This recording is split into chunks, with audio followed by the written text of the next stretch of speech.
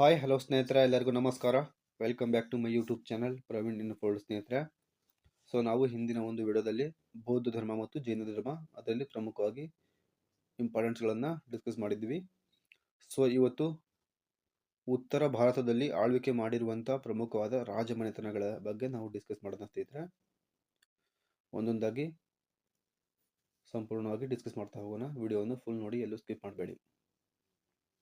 ಬನ್ನಿ. ಇಲ್ಲಿ ಉತ್ತರ ಭಾರತದಲ್ಲಿ ಪ್ರಮುಖವಾಗಿ ಆಳಿದ ರಾಜಮನೆತನಗಳಲ್ಲಿ ಮೌರ್ಯರು ಪ್ರಮುಖವಾಗಿ ಇಲ್ಲಿ ಕಂಡು ಬರ್ತಾರೆ ಸ್ನೇಹಿತರೆ. ಭಾರತದ ಮೊಟ್ಟ ಮೊದಲ ಸಾಮ್ರಾಜ್ಯ ಮೌರ್ಯ ಸಾಮ್ರಾಜ್ಯ, ಅದನ್ನು ನಾವು ಇಲ್ಲಿ ನೋಡಬಹುದು. ಇಲ್ಲಿ ಮೌರ್ಯ ಸಾಮ್ರಾಜ್ಯ ಇದನ್ನು ನಾವು ನೋಡಬಹುದು ಇಲ್ಲಿ. ಮತ್ತೆ ಈ ಒಂದು ಮೌರ್ಯ ಸಾಮ್ರಾಜ್ಯದ ಸ್ಥಾಪಕವನ್ನು ಚಂದ್ರಗುಪ್ತ ಮೌರ್ಯ, ಅದನ್ನು ಸಹ ನಾವಿಲ್ಲಿ ನೋಡಬಹುದು ಸ್ನೇಹಿತರೆ. ಚಂದ್ರಗುಪ್ತ ಮೌರ್ಯರವರನ್ನು ನಾವಿಲ್ಲಿ ನೋಡಬಹುದು.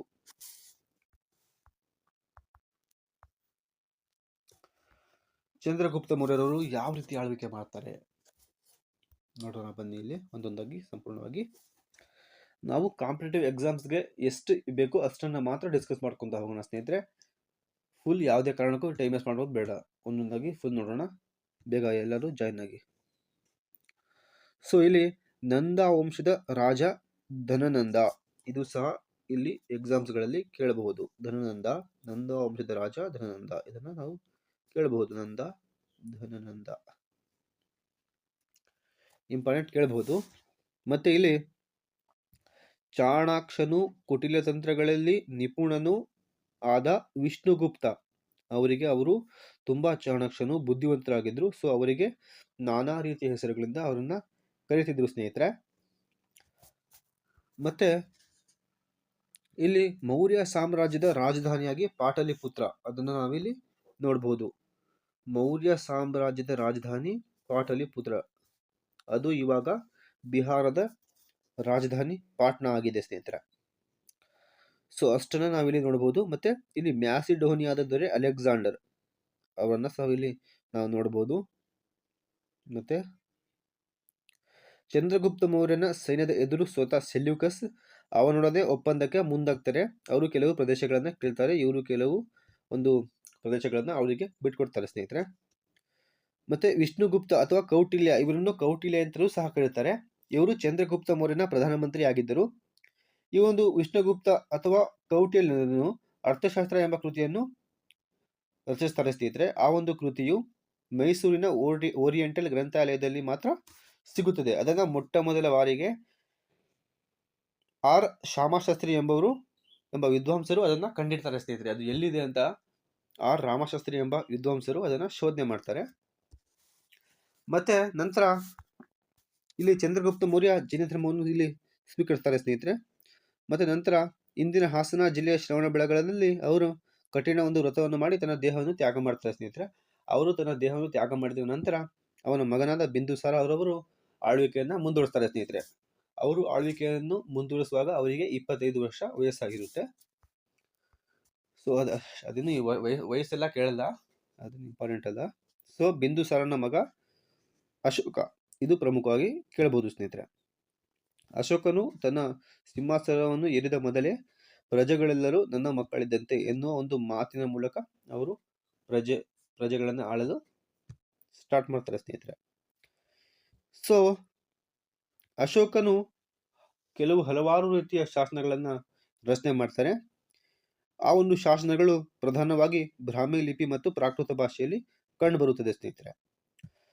ಕರ್ನಾಟಕದ 9 ಸ್ಥಳಗಳಲ್ಲಿ ಅಶೋಕನ 17 ಶಾಸನಗಳು ದೊರಕಿವೆ. ಅವುಗಳಲ್ಲಿ ಪ್ರಮುಖವಾಗಿ ರಾಯಚೂರು ಜಿಲ್ಲೆಯ ಮಸ್ಕಿ ಶಾಸನ ಪ್ರಮುಖವಾದದ್ದು. ಏಕೆಂದರೆ ಈ ಒಂದು ಶಾಸನದಲ್ಲಿ ಮೊಟ್ಟ ಮೊದಲ ಬಾರಿಗೆ ಅಶೋಕನ ಹೆಸರು ಕಂಡು ಬರುತ್ತದೆ ಸ್ನೇಹಿತರೆ.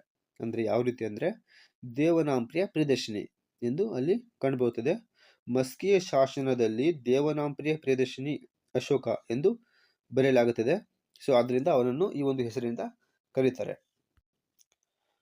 ಇಲ್ಲಿ ನಾವು ಚಿತ್ರಗಳನ್ನು ಸಹ ಇಲ್ಲಿ ನೋಡಬಹುದು. ನಾವು ಆ ಒಂದು ಶಾಸನಗಳ ಚಿತ್ರಗಳನ್ನು ನಾವು ಇಲ್ಲಿ ಪ್ರಮುಖವಾಗಿ ನೋಡಬಹುದು. ಮತ್ತೆ ಪ್ರಮುಖವಾಗಿ ಇದು ನಿಮಗಿದು ತಿಳಿದಿರಲಿ, ಇದು ಪ್ರಮುಖವಾಗಿ ಇಲ್ಲಿ ಜೇಮ್ಸ್ ಫ್ರಿನ್ಸೆಪ್ ಎಂಬ ಬ್ರಿಟಿಷ್ ಅಧಿಕಾರಿಯು ಮೊಟ್ಟ ಮೊದಲ ಬಾರಿಗೆ ಅಶೋಕನ ಶಾಸನಗಳನ್ನು ಓದಿದರು.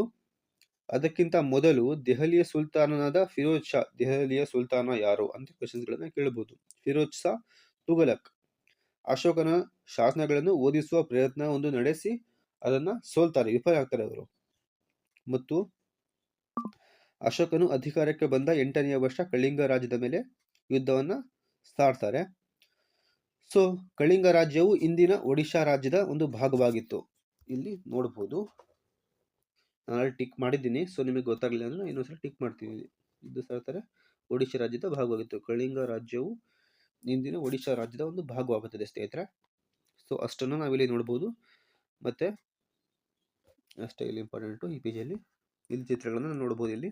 ಮತ್ತು ಅಶೋಕನು ಬೌದ್ಧ ಧರ್ಮವನ್ನು ಸ್ವೀಕರಿಸ್ತಾರೆ ಸ್ನೇಹಿತರೆ. ಮತ್ತೆ ಅವರು ಪ್ರಮುಖವಾಗಿ ಅಶೋಕನು ಪಾಟಲಿಪುತ್ರದಲ್ಲಿ 3ನೇ ಬೌದ್ಧ ಸಮ್ಮೇಳನವನ್ನು ನಡೆಸ್ತಾರೆ. ಬೌದ್ಧ ಸ್ತೂಪಗಳನ್ನು ಸಹ ನಿರ್ಮಿಸ್ತಾರೆ ಸ್ನೇಹಿತರೆ. ಮತ್ತು ಬುದ್ಧನ ಸಂದೇಶಗಳನ್ನು ಹರಡಲು ರಾಯಭಾರಿಗಳನ್ನು ದೇಶ ವಿದೇಶಗಳಿಗೆ ಕಳಿಸ್ತಾರೆ. ಇಲ್ಲಿ ನೋಡಬಹುದು ಆ ಒಂದು ಪ್ರಮುಖವಾದ ಪಾಯಿಂಟ್ಸ್ಗಳನ್ನ ಇಲ್ಲಿ ನೋಡಬಹುದು. ಅದರಲ್ಲಿ ಪ್ರಮುಖವಾಗಿ ಅಂದರೆ ಅಶೋಕನು ಪಾಟಲಿಪುತ್ರದಲ್ಲಿ 3ನೇ ಬೌದ್ಧ ಸಮ್ಮೇಳನವನ್ನು ನಡೆಸ್ತಾರೆ ಸ್ನೇಹಿತರೆ. ಕ್ವಶನ್ಸ್ಗಳನ್ನ ಕೇಳಬಹುದು.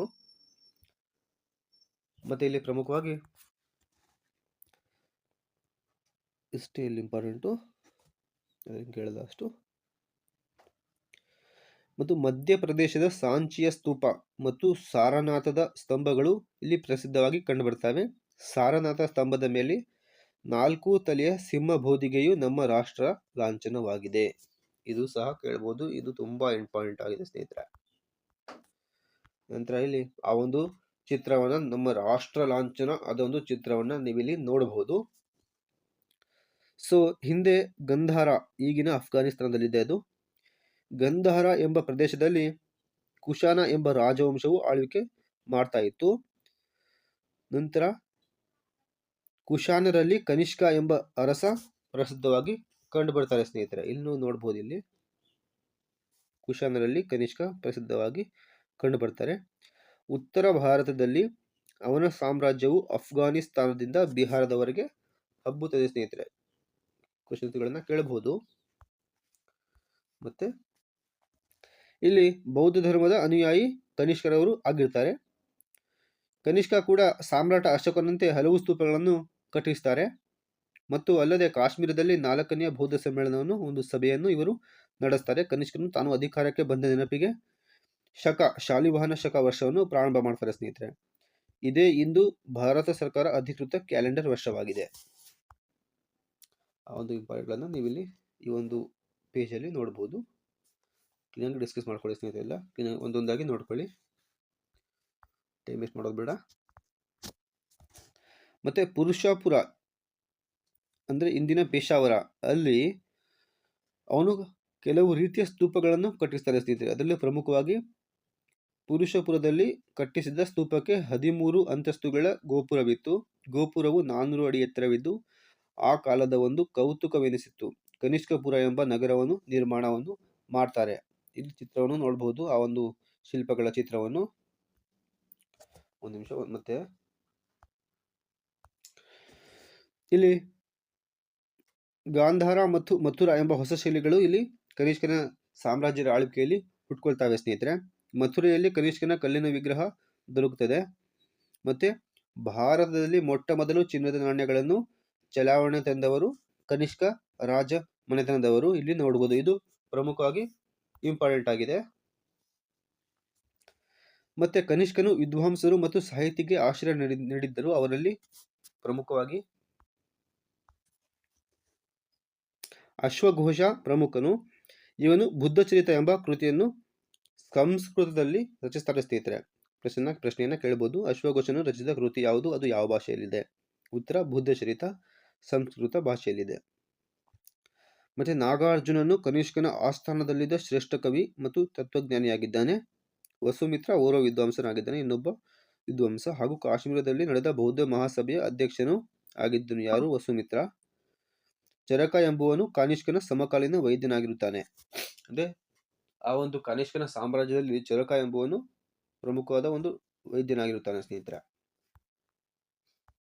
ಮತ್ತೆ ಇಷ್ಟನ್ನ ಇಲ್ಲಿ ನಾವು ಇಂಪಾರ್ಟೆಂಟ್ ನೋಡಬಹುದು. ಅಶೋಕನ ಹಿರಿಯ ಮಗ ಮಹೇಂದ್ರ ಮತ್ತು ಹಿರಿಯ ಪುತ್ರಿ ಸಂಘಮಿತ್ರ. ಇದು ನೋಡಬಹುದು. ಮತ್ತು ಅಶೋಕನ ಕಾಲದಲ್ಲಿ ವಾಸ್ತುಶಿಲ್ಪ ನಿರ್ಮಾಣಕ್ಕಾಗಿ ಕಟ್ಟಿಗೆ ಮತ್ತು ಇಟ್ಟಿಗೆಗಳ ಬದಲು ಕಲ್ಲುಗಳ ಬಳಕೆಯನ್ನು ಮಾಡ್ತಾರೆ. ಅಷ್ಟೇ, ಇಲ್ಲಿ ಈ ಒಂದು ಸಾಮರ್ಥ್ಯದಲ್ಲಿ ಇಷ್ಟನ್ನು ನಾವು ಇಲ್ಲಿ ಇಂಪಾರ್ಟೆಂಟ್ ಆಗಿ ನೋಡಬಹುದು. ನಂತರ ಮುಂದಿನ ತರಗತಿಯಲ್ಲಿ ನಾವು ಡಿಸ್ಕಸ್ ಮಾಡೋಣ ಸ್ನೇಹಿತರೆ. ಮುಂದಿನ ತರಗತಿಯಲ್ಲಿ ಪ್ರಮುಖವಾಗಿ ಗುಪ್ತರು ಮತ್ತೆ ವರ್ಧನರು ಅವರ ಬಗ್ಗೆ ನಾವು ಡಿಸ್ಕಸ್ ಮಾಡ್ಕೊಂತ ಹೋಗೋಣ. ಸೊ ಎಲ್ಲರೂ ಕಮೆಂಟ್ ಮಾಡಿ, ಸಬ್ಸ್ಕ್ರೈಬ್ ಮಾಡಿ, ಶೇರ್ ಮಾಡ್ಕೊಳ್ಳಿ. ಹೊಸದಾಗಿ ಯಾರ್ಯಾರು ಕಾಂಪಿಟೇಟಿವ್ ಎಕ್ಸಾಮ್ಸ್ಗೆ ಓದ್ತಾರೋ ಎಲ್ಲರಿಗೂ ಸಹ ಶೇರ್ ಮಾಡಿ ಸ್ನೇಹಿತರೆ. ಇಷ್ಟೇ ಕೇಳೋದು ಕಾಂಪಿಟೇಟಿವ್ ಎಕ್ಸಾಮ್ಸಲ್ಲಿ. ಇಷ್ಟನ್ನ ಓದ್ಕೊಂಡ್ರೆ ಸಾಕು ನಾವು. ಸೊ ಥ್ಯಾಂಕ್ ಯು, ಧನ್ಯವಾದಗಳು.